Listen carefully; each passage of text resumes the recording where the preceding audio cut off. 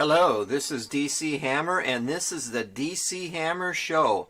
Wanted to start out today with the Geller Report. Interesting article entitled, "It's Not Rape in Islam. An ISIS Wife Defends Jihadi Sexual Assault and Murder of Yazidi Women. It is, quote, allowed in the Quran."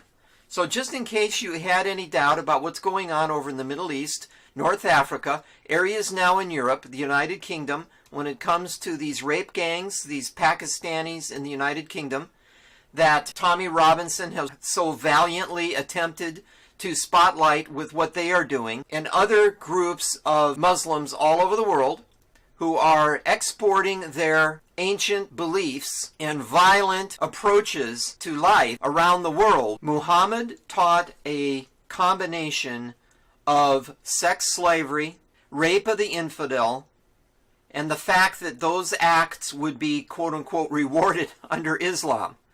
So Muslim clerics all over the world will confirm that they have the right, Muslims have the right, to hold sex slaves, kidnap, torture, and murder the infidels, to impose themselves on the infidels, including the women.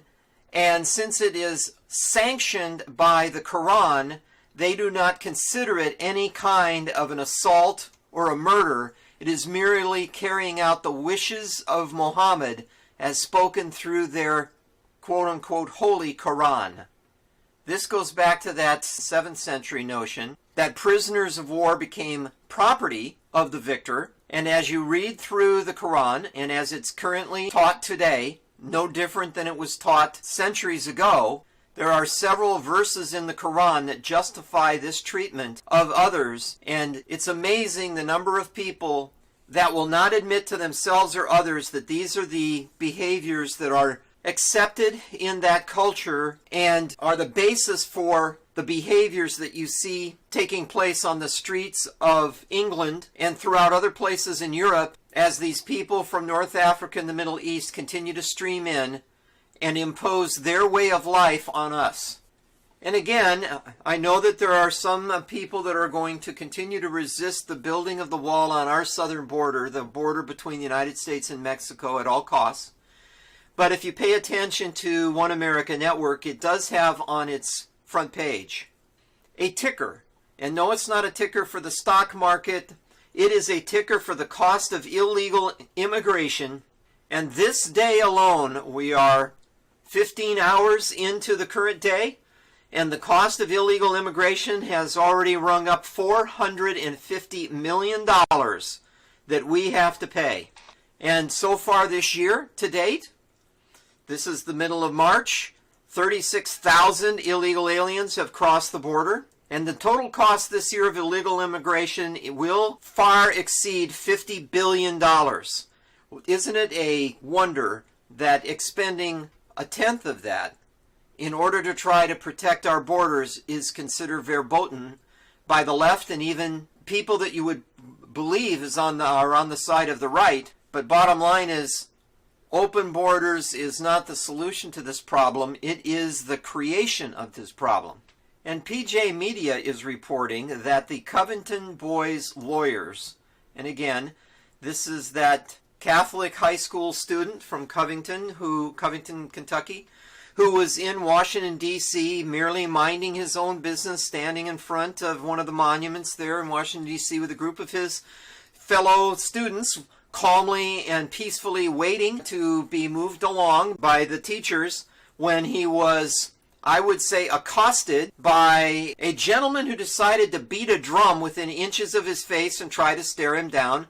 And this youngster stood his ground, did not respond in any way, did not become violent or push back, allowed himself to be entertained by a drum beat from this gentleman. And what's interesting now is it appears that every time the Native American pounded on that drum, if you want to translate the pounding of the drum into cash, it appears that each time he lowered his stick on that drum, it may actually represent maybe $1 million coming to that Covington kid, as Nicholas Sandman's attorney, L. Lynn Wood, has already filed a lawsuit on his behalf against how the media covered this event, immediately condemning Nicholas Sandman without even carefully reviewing what had taken place. And since CNN has refused to comply with demands that they properly report on this issue, Wood is now filing a $250 million lawsuit against CNN for what took place with how the media, specifically CNN, falsely reported on what had taken place there in Washington, D.C. So just as Dr. Jerome Corsi has filed a $250 million lawsuit against the Department of Justice, Robert Mueller and the Mueller American Inquisition team for the improper activities that were taken against Dr. Corsi, now the Sandman family attorney, Todd McCoultry, working with Attorney Wood, are now making the people that participate in these false claims in the media, holding them to task and ensuring that these people will not get away with allowing lies to be told when it's clear and there's video evidence that shows that everything, the points that you're trying to make were completely false. And in case you didn't believe that President Trump and what was being said through Q-Team, that the major goal of the 2018 midterm elections was to preserve the Republican leadership of the Senate, this article by Breitbart, Senate confirms high priority Trump judges without any Democrat support, clearly underlines that point. In other words, the Republicans now, without one vote from the Democrats, since not only did the Republicans keep their majority in the House, but they expanded it slightly, they now have the ability to fight off any attack on the appointees that President Trump is making to fill judgeships on the appeals court, the circuit courts, and district courts. On March 6th, the Senate confirmed Allison Jones Rushing as a judge on the U.S. Court of Appeals Fourth Circuit. The vote was 53 in favor, all Republicans, 44 against, all Democrats. And again, just proving the point that President Trump is going to be able to achieve many major milestones of his initiative merely through Senate activity now that the House of Representatives has gone completely Democrat on us. And on Open Mind Friday, we will be doing an expose on exactly what is behind a lot of the activity that has led to people like Alexandria Ocasio-Cortez now becoming a member of the House. And it's interesting when you peel back that onion to find out how the financing and support has come together, who's doing it and why, what their background is, and the bigger picture of what's going on. But back to this Breitbart article talking about the appointment of these judges by Trump and the fact that his holding on to control of the Senate was the key goal of the 2018 midterm elections. And now that Trump has succeeded in that, and these judgeships are being filled with people that love the Constitution, support the country, and will start to level the playing field when it comes to even the Ninth Circuit Court, as President Trump had 3 nominees to that court confirmed last week, including Judge Eric Miller.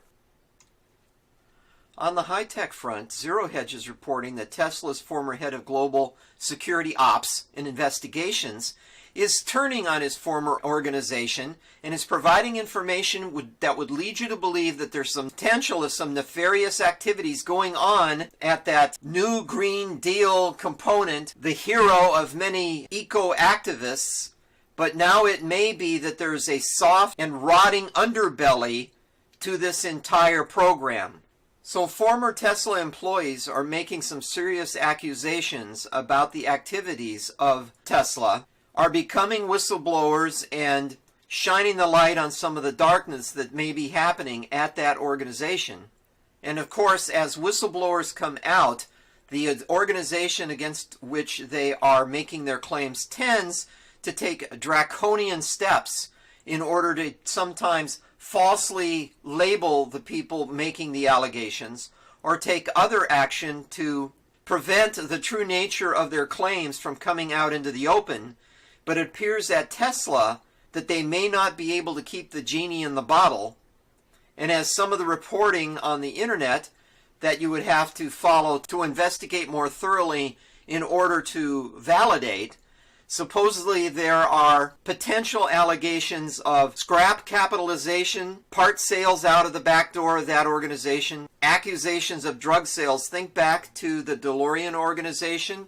Remember Back to the Future, the car that they used? John DeLorean, a former GM executive, ended up out of GM, started his own company, did this startup in Northern Ireland, and as he was doing it, he needed some capital in order to expand, build facilities, and take DeLorean to the next level. And on videotape, John DeLorean was caught trying to make a drug deal in order to finance his organization, and that quickly spelled the end of the entire company and meant jail time for John DeLorean. Is that possible that we are going through deja vu all over again? I don't know. It's just some interesting thoughts that are being put forward here through this Zero Hedge piece. In addition to the former claims, there is also a possibility that Tesla covered up issues involving battery production and what was happening with output. And the allegation regarding that is that they may have been placing defective batteries into some of their vehicles in order to keep the production line going, in order for them to hit their goal of producing 5,000 of the Model 3S's in 1 week. Interesting allegations. Are these whistleblowers truly enlightening us? Is Tesla headed down the wrong path? That's for citizen journalists to flesh out and decide for themselves.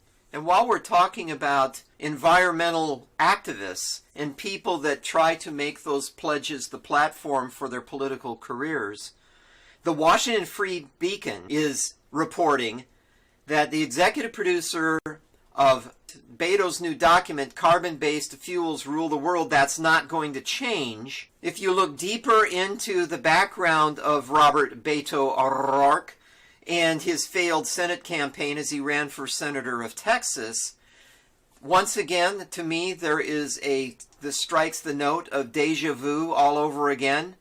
If you go back to 1992 and the run for president by then Governor of Arkansas, William Jefferson Clinton, and the person he chose to be his vice president running mate, Al Gore from Tennessee. Al Gore has now made a fortune promoting climate change and now other eco-activist initiatives, which many are turning out to be based on false science and complete rubbish. When he became vice president of the United States, he had a total net worth of $600,000 coming from primarily an investment that his father, former Senator Al Gore Sr., had made in Occidental Oil Company. So Al Gore went from having a modest nest egg passed down from his father to becoming a multi-millionaire through his quote-unquote green initiative. And the foundation of Al Gore's start in the world was money made in the oil business. Well, it turns out that Beto O'Rourke, or at least the executive producer of the new doc, he's an executive for Texas-based Oil States International. And so the funding for Beto O'Rourke then, you could make a case, is actually coming from people that are 180 degrees opposed to what Beto O'Rourke was saying during his campaign. And as he was running for senator, Beto O'Rourke may support radical environmental policies, but it appears that privately he's being financed by oil interests. Once again, something that citizen journalists, I believe, should look into further and make their own decisions and maybe report to others about what is truly going on. I myself and other people have gone back and forth about whether Jeff Sessions is the real deal. I believed he was a white hat when he went into the Trump administration to take the position of Attorney General of the United States. It appeared that my hopes and the hopes of others were dashed at that point in time, quickly after, when he recused himself from the Trump-Russia probe, and that led to a variety of chain reactions that resulted in this American Inquisition that's been going on for 2 years, which has ended up revealing no collusion between President Trump and Russia, but multiple levels of corruption and collusion between Hillary Clinton and the leftists and Russia. So is it possible that all the time that this was truly part of President Trump's plan, and the drama that was unveiled, the supposed contention between President Trump and Attorney General Sessions, was all staged and became a method of President Trump allowing Attorney General Sessions to actually, in an undisturbed fashion, investigate and take action to bring down crooked Hillary, the Clinton Foundation, and that entire house of cards that surrounds the evil empire that is the Clinton crime family. So if you read through some of the official documents that were put out, signed by Jeff Sessions, enabling Inspector General John Huber in Utah to pursue an investigation into those issues, while the shiny object that President Trump put out in front of the Marxist screaming media was that Jeff Sessions had immediately gone off the rails, was not doing the right things as far as treating President Trump correctly, but actually this was the plan, the method to enable Jeff Sessions to task Huber and to take other action to lead us to where we are today by investigating the crooked Democrats, without it appearing and out it being a case where anyone would be able to make the case that President Trump was abusing his power, manipulating Jeff Sessions the way that in the Obama administration, Eric Holder, President Obama's quote-unquote self-proclaimed wingman, and his follow-up, Loretta Lynch, did whatever Commander-in-Chief Obama tasked them to do, whether it was prudent, legal, or illegal. And this could go back to some of the drops that Q was making over the time, telling us to trust Sessions, trust the plan, and at times talking about the stealth bomber. Well, could it be that now the stealth bomber is being revealed, and that meeting that took place between Robert Mueller, Rod Rosenstein, and President Trump the day before Mueller was actually appointed as special counsel was actually a concerted effort for maybe some former black hats to somehow partially redeem themselves and become, maybe move from black hat to gray hat, that being Mueller and Rosenstein, by becoming part of the plan as 4D chess master Donald J. Trump, then executed a way for us to end up at the point now where within days a report is going to come out from the Mueller probe indicating that there was no collusion between Trump and Russia. And then very soon after that, we believe, there will be significant revelations, declassifications, unsealing of indictments, and a variety of other activity, OIG reports, and so on, that will truly open the floodgates. The hammer of justice will start to come down, and the people that are truly responsible for the corruption and wrongdoing will finally, after all these decades, months, and weeks, be brought to justice. Let's pray to God together that it will be so.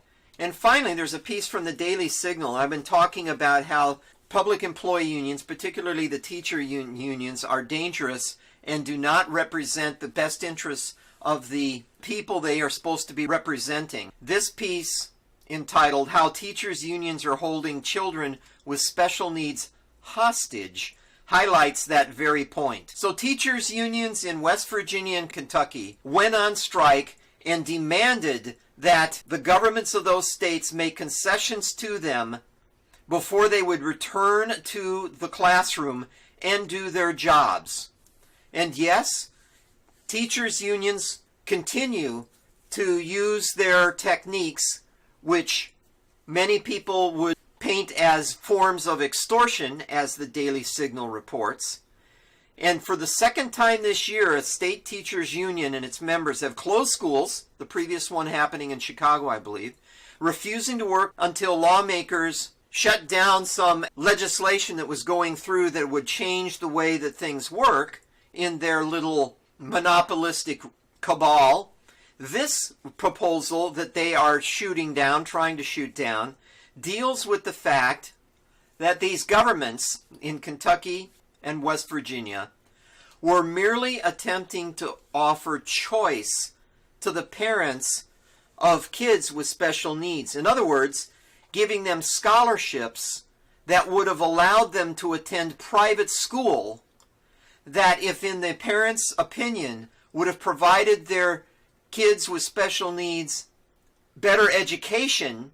But the unions realize that any movement towards choice in the school environment would open cracks in the dam that they may not be able to prevent from exploding into full-blown school choice, even if reports come out indicating that these kids in these disadvantaged categories are actually being undereducated, miseducated, poorly educated, and by allowing them choice, it would not only put the spotlight on the current public schools to clean up their act and to provide better education for these kids, it would also then give the parents choice between private and public education, just like the elites have every day when they're able to put their kids into any school they want, private or public.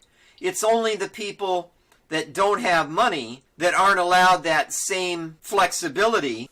So even as surveys are performed by organizations such as the Bluegrass Institute, and when they did an analysis on what was going on with the minority students and children that are in special needs categories, a quote from the report indicates that based on Kentucky's performance so far, it will literally take several centuries for the state's black students to reach a reasonably high rate of proficiency on NAEP reading assignments in both the 4th and 8th grades.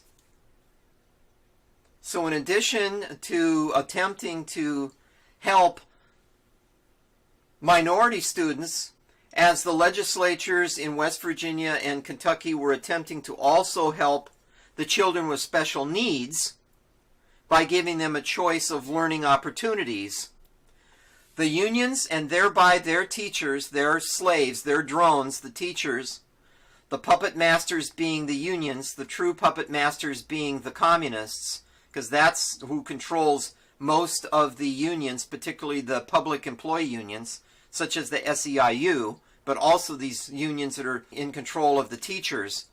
They would rather shut down the school, deprive the kids of education, and provide substandard learning conditions for both the minority and special needs students, rather than give up 1 inch of control over this educational monopoly. Once again, I would pray that that changes. Thanks for watching, and God bless. And now the DC Hammer Show is available as an audio podcast. Just go to Podcast Garden or iTunes and search for DC Hammer or News Narrative Analysis Associates, NNAA.